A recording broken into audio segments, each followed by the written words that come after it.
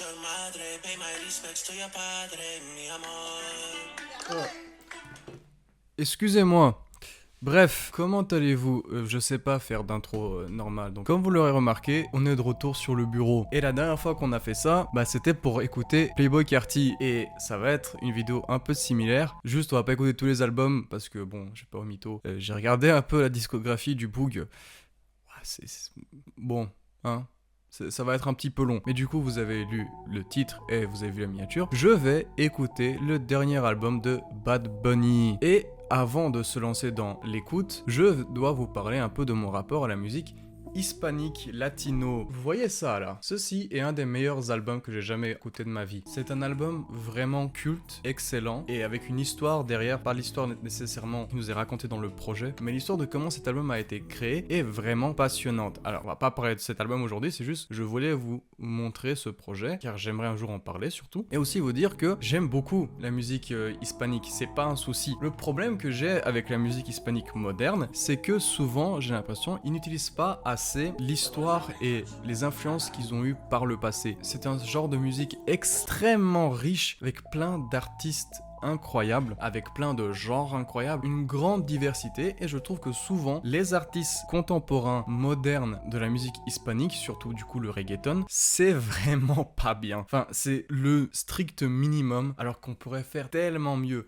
Un exemple, Rosalia. Rosalia, j'adore sa musique car pour moi, c'est l'évolution que j'aimerais que la musique hispanique prenne. Et c'est vraiment incroyable. Et du coup, souvent on me parle de Bad Bunny. Et je vais être honnête, en vue des gens qui écoutent Bad Bunny et du reste de leurs goûts musicaux, j'avais tendance à pas trop les prendre au sérieux et à ne pas vouloir m'essayer à Bad Bunny. Mais j'ai entendu 2-3 extraits de son dernier album et je me suis dit, oh, ça peut me plaire.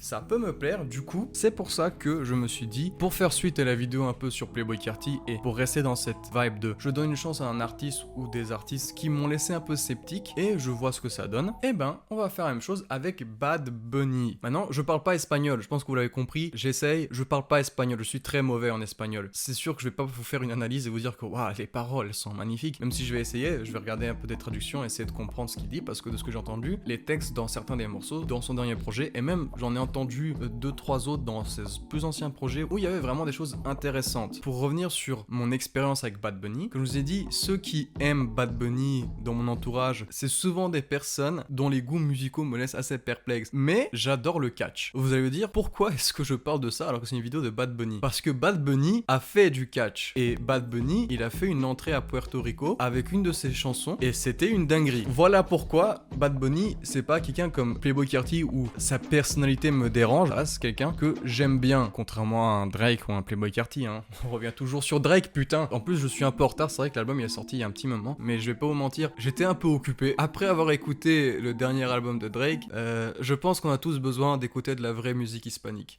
Du coup, ne perdons pas plus de temps, laissez-moi ouvrir du coup l'album. Il y a 17 sons pour une heure, wesh, pourquoi il y a After Hours qui se met à jouer? Ça m'a l'air assez intéressant. Maintenant, est-ce que ça va? 17 morceaux quand même. En général, ça tourne autour des 3 minutes 30. Ça va, c'est des morceaux qui, en longueur, sont dans la moyenne, on va dire. Du coup, j'ai hâte de voir ça. Est-ce qu'on a des feats? En général, j'aime pas me spoil les feats, mais là, vu qu'il les met, et que je connais pas ces noms. Je connais aucun de ces gars. Donc, je pourrais même pas dire est-ce que j'ai envie d'entendre un feat en particulier. Je ne connais personne. DTMF, du coup, ouais, c'est l'abréviation du titre de l'album, quoi. C'est l'avant-dernier morceau, c'est le morceau, je pense, que tout le monde a déjà entendu de ce projet, en tout cas des extraits. Et c'est vrai que c'est un peu le morceau qui m'a poussé à vouloir m'intéresser à ce projet. Voilà, je vais écouter ça. Comme dans la vidéo sur Playboi Carti, on se reverra pas tout de suite après. Il se peut que je change de tête, que je change de vêtements, parce que je vais laisser 1 ou 2 journées passer avant de vous donner vraiment mon avis. Donc je vais vraiment écouter l'album, me faire un vrai avis, noter quelques trucs, et vous allez me dire pourquoi est-ce que je fais pas tout ça d'un coup, j'écoute l'album puis après je fais l'intro et juste après j'enchaîne sur la réaction. Parce que j'aime bien avoir une intro où je vous donne mon avis à chaud, mes attentes, quelle est ma relation avec Bad Bunny et avec ce genre de musique, pour que vous ayez une idée de comment je rentre, comment j'écoute. Parce que à partir du moment où je l'aurai écouté, ces choses-là vont changer parce que je saurai des choses. J'aime bien vraiment vous donner mon avis et mes attentes un peu à chaud, à nu, bizarre dit comme ça. Pas à nu. Bref, on se voit après l'écoute de Bad Bunny. 1 week later. Ça fait une semaine. Ça fait une semaine depuis la première partie de la vidéo. Je suis malade, hein, un petit peu, beaucoup. Je sais pas si ça s'entend dans ma voix, je suis malade. D'abord, j'aimerais m'excuser parce que dans la première partie de la vidéo, la lumière puait la merde. Je sais pas si ce sera mieux cette fois-ci, mais bref, la lumière puait la merde. Et aussi, il y a un moment où j'ai lancé un son sur Spotify sans faire exprès. Je l'entendais pas moi, mais c'est entendu. Donc, soit j'aurais totalement enlevé cette partie et vous l'aurez vu, j'aurais mis un petit texte pour le prévenir. Soit j'aurais essayé de trouver une façon d'enlever la musique de fond, mais désolé pour ces petits imprévus. Hein, bizarrement, ces vidéos, il y a toujours un truc qui marche pas. Hein. C'est la vidéo sur Playboi Carti, le micro n'a pas fonctionné 2 fois. Ça fait donc une semaine depuis que j'ai écouté l'album de Bad Bunny. Et ça fait une semaine, jour pour jour, que j'ai un morceau dans mes oreilles tout le temps. J'ai pris des notes. Ça fait quand même pas mal de notes. Mais je vais très peu les utiliser. Parce que j'ai envie d'avoir une sorte de conversation moins critique, plus juste pour vous parler de mon ressenti de ce projet. Je sais que ça sonne bizarre dit comme ça, mais vous verrez. J'ai adoré ce projet. C'est pas j'ai passé un moment, s'il y a eu des bonnes... J'ai adoré ce projet. Comme ça c'est dit. J'ai adoré ce projet. D'ailleurs, j'ai tellement adoré que... je vais un peu me ridiculiser. Baile Inolvidable, c'est un morceau tout simplement incroyable. Un des meilleurs morceaux que je n'ai jamais écouté. C'est de la salsa pure, ça. C'est tellement kiffant. Ce morceau est phénoménal. Que ce soit juste dans la construction, comment il est composé, je trouve ça phénoménal. Il y a des moments où j'écoutais, surtout la première fois, j'écoutais et là, il y a eu des changements, il y a eu des transitions qui étaient parfaite, vraiment j'avais envie de fracasser mon crâne. Et puis j'ai écouté les paroles, je me suis un peu penché dessus, je suis allé voir des traductions avec le peu d'espagnol que je maîtrise, vu que bon, je fais quand même des études de langue, donc ce serait un peu honteux de dire que j'ai rien compris non plus à l'album. Il y avait vraiment pas mal de choses intéressantes, le projet est vraiment touchant. Ok, il y avait des morceaux plus reggaeton classique que j'ai un peu moins accroché, mais pour la plupart, c'était vraiment génial. Faut être honnête, ce projet est vraiment super. Je m'attendais pas à ce qu'un projet qui parle de Puerto Rico me touche autant. Pour vous expliquer ça, il faut que vous sachiez d'où je viens vraiment, parce qu'en soi, vous savez que j'habite en Belgique, très certainement, mais je suis pas belge, c'est un fait, voilà, je le suis pas. Je viens d'un pays du sud, où il fait chaud, où il y a de la bonne bouffe. C'est pas l'Italie, hein, comment c'est pas... Non, c'est pas l'Italie. Je vous dirai pas le nom, je pense, je l'ai dit dans une autre vidéo, mais je vous dirai pas le nom. Ça me fait marrer d'essayer de vous voir deviner, parce que quasiment personne trouvera. La bouffe est incroyable, il y a une forte culture de la famille, et de la musique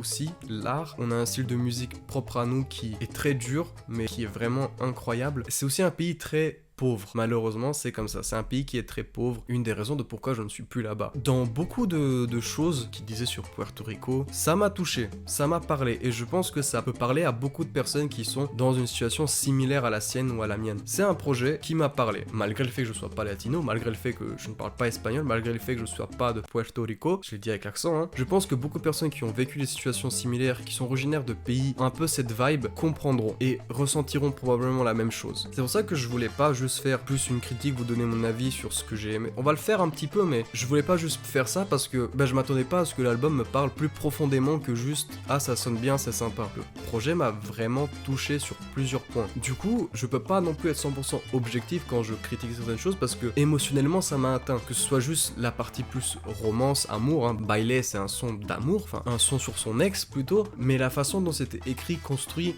du coup c'est une salsa, une danse inoubliable, c'est ça le titre. C'était beau. Et puis les autres morceaux, ils parlaient vraiment de Puerto Rico. Debí tirar más fotos, le morceau éponyme, bon éponyme en abrévié quoi, ça parle de sa famille, ça parle de sa famille à Puerto Rico. Pour le coup, c'est un morceau que je trouvais super bien pour revenir sur DTMF, mais je trouvais pas que c'était le meilleur morceau de l'album. C'est sûrement le plus populaire parce qu'il y a la partie qui a beaucoup tourné sur les réseaux, c'est vrai. C'est un très beau morceau. Peut-être que j'en entendais trop, vu que c'est le morceau qui tournait le plus, et que surtout, le troisième morceau dans la tracklist, Baile, c'est un putain de chef-d'œuvre, faut dire les termes. Peut-être que pour beaucoup ça va pas leur parler parce que c'est de la salsa. Moi j'aime beaucoup ça. Alors salsa, bachata, flamenco. Moi j'adore, je vous ai dit, j'aime beaucoup ça. J'adore Buena Vista Social Club, l'album que je vous ai montré au début, parce que c'est vraiment ça et c'est un peu aussi des airs de soul, blues, jazz. J'adore ça. L'espagnol, c'est une très belle langue quand c'est chanté. Parfois dans la musique latino, quand je l'écoute, je me rends compte que souvent les paroles passent un peu au second plan parce que les mots sonnent bien quand ils les chantent. Mais les meilleurs artistes, quand tu te penches sur leurs paroles, tu te rends compte qu'il y a une beauté dans ce qu'ils disent. Une beauté dans la simplicité surtout. surtout. Et c'est ce que j'ai retrouvé dans ce projet, dans beaucoup de paroles. Et d'ailleurs, il y avait des morceaux où il y avait même énormément de chants, énormément de textes, ce que je m'attendais pas tellement, même si j'avais écouté 2-3 extraits d'autres morceaux de Bad Bunny, en vrai j'aurais peut-être dû m'y attendre. Je réfléchis à quoi rajouter de plus constructif sur l'album, parce que j'ai fait beaucoup de notes, mais je me rends compte que à force de l'écouter,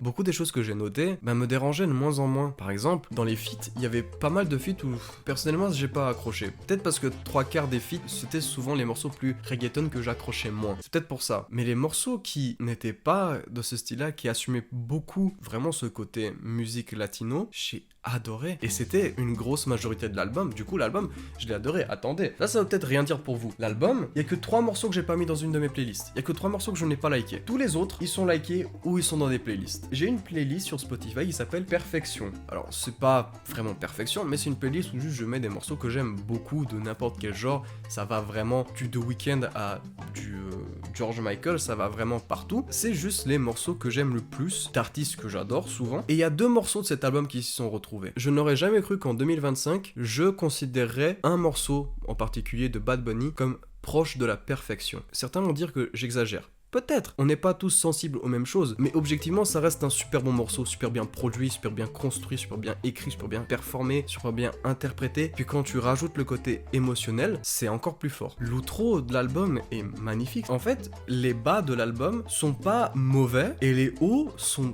tout simplement immenses. Il a des défauts, mais les défauts sont pas si graves, et quand tu compares avec les qualités, ce projet est vraiment phénoménal. Il faut dire les termes, à un moment, il faut admettre, il a créé quelque chose de spécial avec cet album. Je n'ai pas de base, vu que j'ai pas écouté d'autres projets de Bad Bunny, pour me baser sur ce qu'il a fait auparavant. Comme première expérience de Bad Bunny, c'est peut-être une de mes meilleures premières expériences musicales avec un artiste. La cover de l'album, qui peut paraître à première vue très simple, si vous venez d'un pays comme ça, vous savez que ces chaises, je pense quand même en Belgique et en France, ces chaises, voilà, vous connaissez ces chaises. Ça peut paraître un peu drôle, mais quand tu prends la photo et le message qu'il fait passer avec l'album, c'est magnifique. Je sais pas quoi rajouter. C'est bizarre, hein.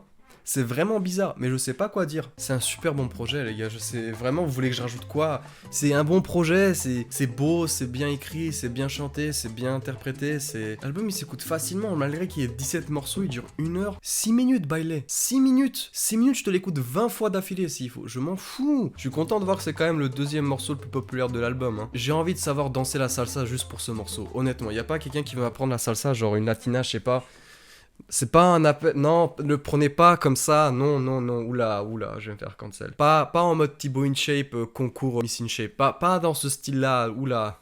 Passons à autre chose, ouais, c'est mieux. Ouais, je sais pas quoi vous dire, hein. Je vais réécouter ce projet encore plein de fois, il va m'accompagner pendant longtemps, surtout en été, c'est sûr. Je vais aussi écouter les autres projets de Bad Bunny, en tout cas, ces 2 derniers, enfin, avant Debí tirar más fotos. Faut que j'arrête, je suis fatigué. J'espère qu'il y aura des choses qui vont plaire aussi dedans, parce que là, mes attentes sont quand même assez élevées, même si je sais qu'il a pas fait exactement la même chose dans ses anciens projets, donc je serai quand même assez indulgent. Dites-moi ce que vous en avez pensé de cet album, et ce que vous pensez de Bad Bunny en général dans les commentaires, ça m'intéresse. Si vous êtes des fans de Bad Bunny, recommandez-moi des morceaux, des projets en particulier qu'il faut que j'écoute, je suis vraiment ouvert. Ou alors des artistes qui font un peu dans ce même style, dans le style du dernier album de Bad Bunny, celui que j'ai écouté, des artistes qui font des choses similaires, parce que ça peut vraiment me plaire. Ah oui, un truc que je voulais ajouter, il y aura pas de vidéo analyse d'album pendant un petit moment, pas par manque d'inspi, surtout par manque de temps, mais aussi parce qu'il y a d'autres choses que j'aimerais faire. Cette vidéo, comme vous le savez, comme celle pour Playboy Carti, c'était un peu genre du bonus, hein, plus qu'autre chose. Il y a une vidéo analyse qui arrive, mais ce sera pas d'un album, qui sera très spécial, très importante pour moi. Ce sera la prochaine ou celle d'après, je suis pas encore sûr. J'espère que vous serez au rendez-vous pour cette vidéo parce que elle sera très importante pour moi et un peu plus personnelle aussi. Ce sera un sujet un peu moins populaire, mais j'espère qu'il vous plaira. Sur ce, si la vidéo vous a plu, n'hésitez pas à liker, commenter, donnant votre avis dans les commentaires et à la partager. Si ce n'est pas déjà fait, n'hésitez pas à vous abonner et à activer les notifications, ça m'aiderait énormément. Suivez-moi sur Instagram, je suis très actif dessus et je vous dis à la prochaine. Bye.